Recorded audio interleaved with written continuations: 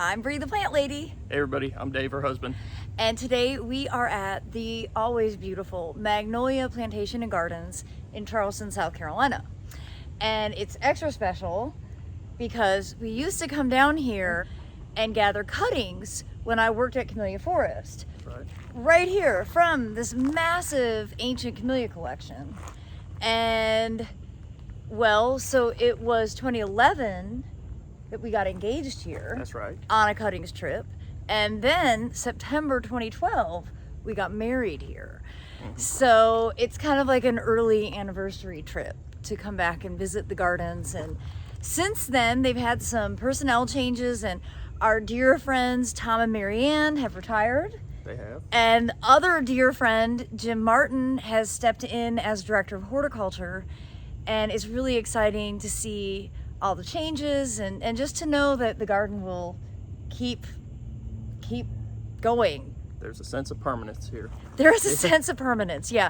The house dates, the property dates back to the 1600s. David just brought up a good point. First of all, you never just go to a garden and start taking cuttings. We were invited to come and propagate from this collection in an effort to preserve it, and also in an effort to get these very old varieties into the marketplace for enthusiasts like myself. So we didn't come here with pruners and just start chopping off on these trees. No. We were supervised, worked with Miles Beach, who is a fabulous camellia expert, is involved in the International Camellia Society, and of course Tom Johnson, who was director at the time, very much was encouraging the process of us propagating. So I wanted to stop here because there's two really special camellias next to each other. So we've got Reverend John Drayton, and John Drayton was actually the relative who post-Civil War turned Magnolia into a public garden and was the camellia aficionado and collected camellias from all over the world. What I love so much about this garden is that they have really great signage. So when I was coming to get cuttings, we would come around this time of year, and what we were looking for is slightly hardened new wood. So basically what you're looking at right here is exactly the cutting that you would want to take. And it's amazing, many of these have been in the ground since like the 1860s, and they're still growing. You can see how big camellias get. Now next to that is Reverend John Bennett, and he is another incredible character who has a lot of history here in Charleston. And you can see this was imported in 1840, and look at the caliper on that camellia. And you see they're really small trees. You know, they almost grow like a saucer magnolia when they're this old, and growing here in Zone 9, Charleston. But I used to collect cuttings from both of these. And I just think it's really important to recognize that camellias are long-lived. And, you know, here we are over 150 years later, and you can still actually propagate off of these original specimens. And sometimes people wonder, like, can I cut my camellia back? And this is actually a perfect example of reduction pruning, where you really do a hard cut. And it's really kind of rejuvenation pruning, because then you get all of this new growth flushing out. This is a really famous variety that most people have seen, Professor Charles S. Sargent. It's a great dark red peony form. It's kind of a classic. It's relatively cold hardy. So this is really commonly found actually in the Raleigh area. We're 2 zones cooler than here in the low country. And there's just these areas where you see these moss-lined brick pathways, and just the nod to its heritage. And of course, in addition to camellias, they have an incredible azalea collection. It's definitely, this is a romantic garden, and there's lots of winding paths, and oh look, lots of wildlife.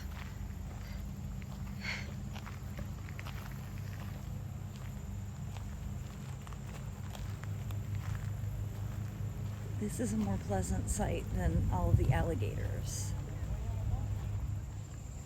Magnolia has quite a few famous bridges. That's the most famous, the big white bridge. We actually crossed that at our wedding. I crossed it. Yes, you did. Here's another beautiful white bridge, and here in front of it is one of my favorite plants. This is Hedychium coronarium, the ginger lily. This is the most fragrant, wonderful thing. Great tropical texture, but this is actually hardy for us in Raleigh in Zone 7.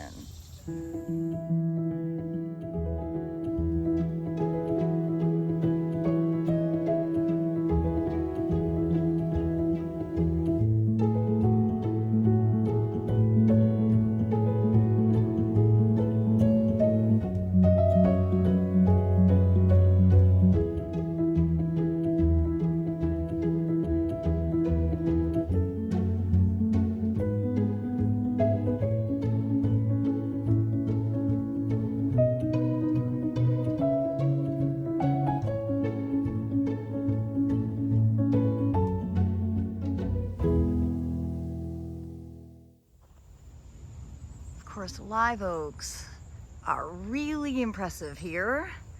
They are enormous. In addition to that, they actually have a bamboo garden, which I would not want to maintain, but I thoroughly enjoy seeing. And I love these epic red bridges. In 2019, when they hosted the Chinese Lantern Festival, and it was so cool. They had this filled with like pandas, and it was really amazing to tour the gardens at night. If you ever have an opportunity to see one of those Chinese Lantern festivals, you should, because they are really amazing. You can see the taxodiums growing here in the swamps, in the lowland, and see how they've actually built this bridge around this taxodium.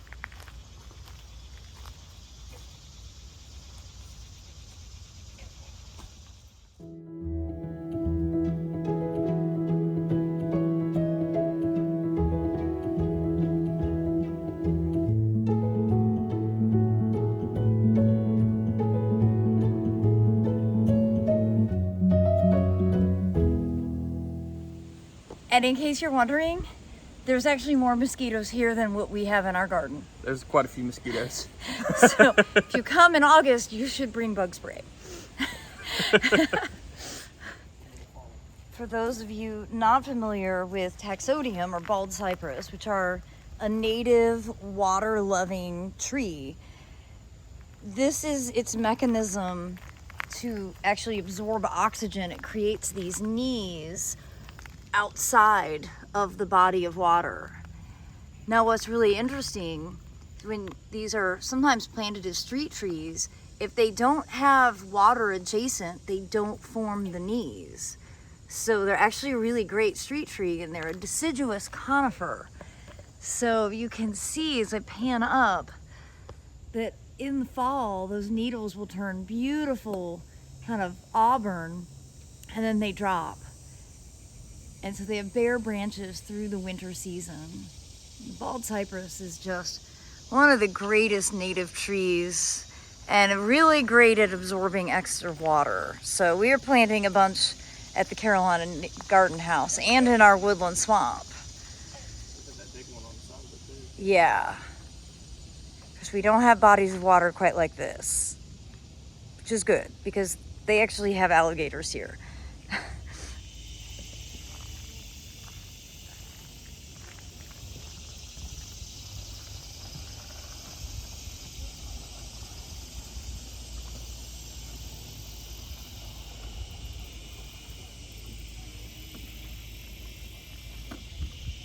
There's an alligator.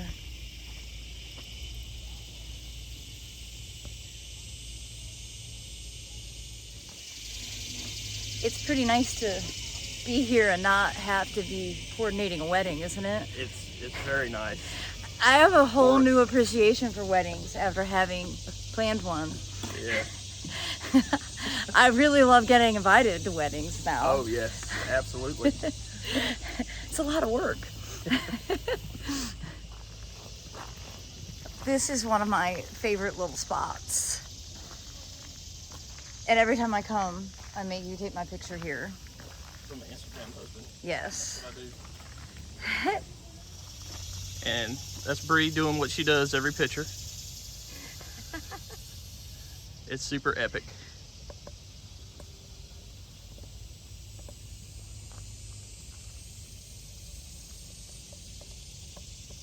David doesn't know that he has to make it go slower. So now this is actually where we had our wedding ceremony. We're here on the lawn. Really, really great. Not a very big wedding. We had under 80 guests. Yes. And we actually got married over there in that white gazebo. The great thing about getting married in a garden, we didn't really have a big flower budget because you didn't need it when you have this as your backdrop. Now, as we walk to the plantation house, we should note we were very fortunate to have some inside friends here. And we had the whole plantation to ourselves. Yes. For the wedding. Several locations. And yeah, we took advantage of several locations. So as we come up to the main house, which was actually their hunting lodge, because the real main house was burnt. During Sherman's March. Yes, you know, Southern history is complicated. But our reception was actually, we took over the entire veranda, and it was epic. And I just want to note some of these plantings. They look so good. I love this carex. I'm not sure if that's Feather Falls. And I love the acanthus. And these bright orange sunpatiens and the caladium. This has Jim Martin's name written all over it. Jim is so talented, and he's great that he incorporates tropicals, all of which do so well in this hot, humid environment. I was talking to him on the phone 2 weeks ago, and I'm really excited that he is planning a symposium this spring, and I am going to be one of the people that will give a presentation. So as I get details, I will definitely let you know about that. But I think there's a lot to be said as we get into the more public areas. The horticulture is just so innovative, and these plant combinations could absolutely be replicated in your own homes. All right, we're here on the veranda. Yes. We had this set up as a massive party. And you've probably noticed that on our front porch, we have a joggling board. It's behind us, but here we're going to demonstrate on this enormous joggling board. This is a low country piece of furniture that you sit and swing side to side. Yes. And it's great for spaces that aren't very deep, like our front porch. Our super narrow front porch. Like our front porch doesn't fit a normal chair, but you can fit 6 on our joggling board, or 3 cats. They're the Yes. ones who use it primarily. But we discovered these from visiting Charleston, and specifically from hanging out here at Magnolia. Yes. Because I proposed to you right over there, because when we were on our cutting trips, we would have the place to ourselves after hours, and we'd drive up here on the golf cart and set up the radio and have a little happy hour on the veranda, which was super awesome. It's very privileged. It's a pretty epic experience to have. Yes. And you're like a half an hour from downtown Charleston, out here on the Ashley River in sort of plantation district. There are 3 plantations: Middleton, Magnolia, and Drayton Hall, and they're all related. They are. That's how things work back then. That's how it is. You marry cousins. Yeah. We aren't cousins. And of course, this is what we judge all front porches off of, which is totally unfair, but it would be amazing to have this much covered outdoor space. Just Right like next to the house. all that I ever dream of.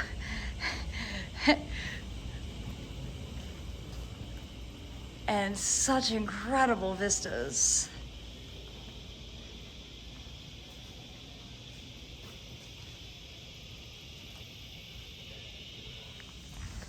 And I absolutely adore this hibiscus. I think this is Red Shield. It's one I haven't grown for a few years, and I really need to make sure that I get that. And this is like, I love this plant palette so much. The chartreuse, the different coleus, the salvias. Jim is after my heart. And then as we come over here, this is actually where we had our live band and our dance stage. And everybody could look from up there down. And it was just so much fun. Say that. It's a podocarpus tree shug, and it's covered in Spanish moss. It's all of David's favorite things. We live in a climate where podocarpus are really marginal. Generally speaking, I have to cut huge amounts off every year because they get winter burn, but it's David's favorite plant. And ever since we've been coming to the low country, he points them out everywhere that he sees them, which is basically in every landscape because they're a great conifer for heat. But it's podocarpus. It's podocarpus. And I love it. And he loves it. So when I was talking to Jim recently, he was, telling me sort of what he's done. It's been just over a year since he's been here. And one of his goals was to really incorporate a lot more tropical foliage. And actually he was saying he bought a bunch of houseplants, a tractor trailer load of houseplants, not with the intention of overwintering them, just to put them in, let them show off during the heat, and then they can melt, and then they can sort of reinvent the space. And I would assume that these alocasias are actually hardy, and certainly all of the salvia is, but it's just such a nice combination. It's cool and refreshing, and of course, under this live oak, everything looks extra special. Here's another great example of a bed that I'm not even sure this bed was here until recently, and I love how he's used these musella, which are sort of banana relatives, and again, more tropical hibiscus. He's got pentas, panicums. It's just a really neat effect to have that hardy grass, and then of course, all those coleus. Just cannot beat coleus in the landscape.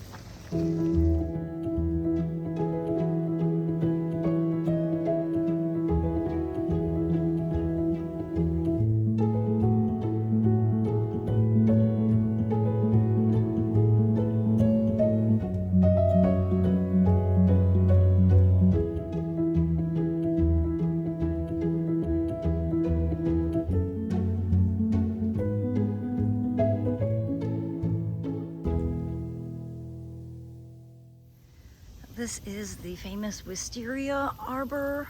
You can see there's actually some blooming up there. But then at the base, again, this great tropical combo with the musella, that nice broadleaf pennisetum, tropical hibiscus, and then show you in here. Jim has been showing these on Facebook and Instagram. These are his flower walls. They're not quite in full bloom yet, but they will be soon. He's got them covered with all kinds of awesome plants. And it's just such a delight for the eyes. It's all the colors.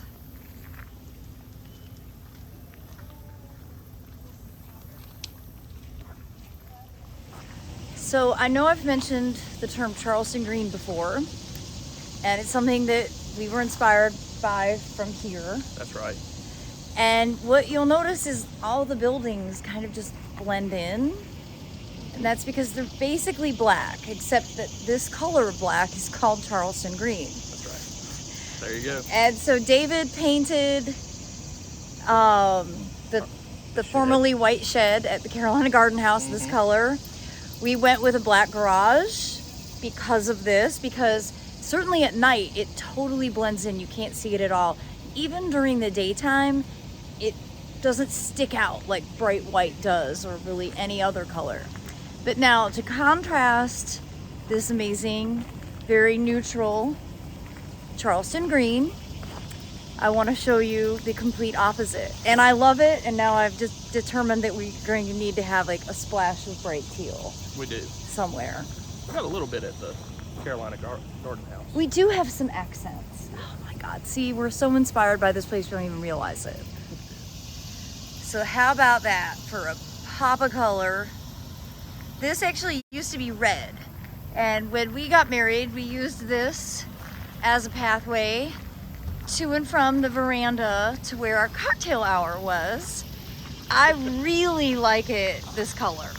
Like, I love this color. Yes. You should tell them how we messed up and we only got alcoholic beverages for the wedding. Yeah, we forgot to have like soda or iced tea or literally anything that didn't involve alcohol. Completely forgot about that whole part. Oops. Of serving people.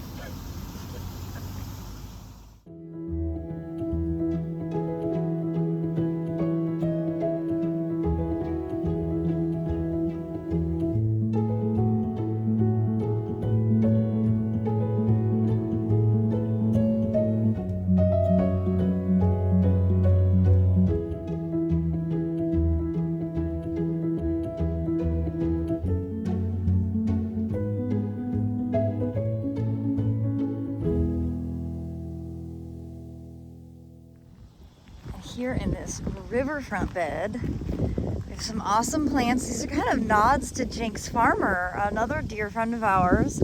So this is that Tagetes lemonii that I have, that is planted at my parents' house. It smells really intensely. Animals hate it. Lots of Muhlenbergia capillaris, the coastal pink muhly grass, and then crinum. And of course, crinum are kind of the queen of the south with tobagia mixed in. And tobagias are really great because they help deter animals both above ground and in ground. And this bed's great. There's some stackies there. And look at the salvia and look at the butterflies. You can't ever go wrong with salvia. This looks like Salvia farinacea, and that is a beautiful swallowtail.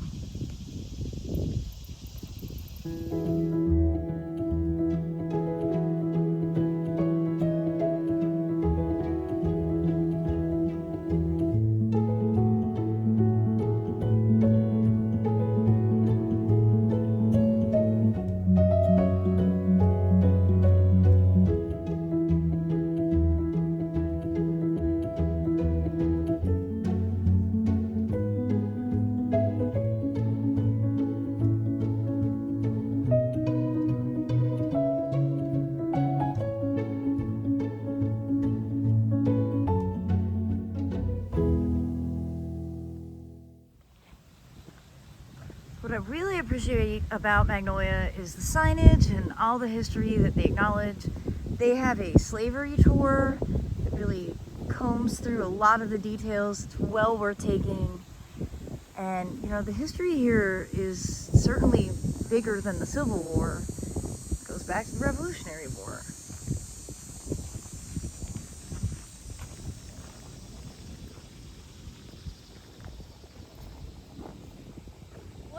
Found here at Magnolia. Reuniting, and it feels so good.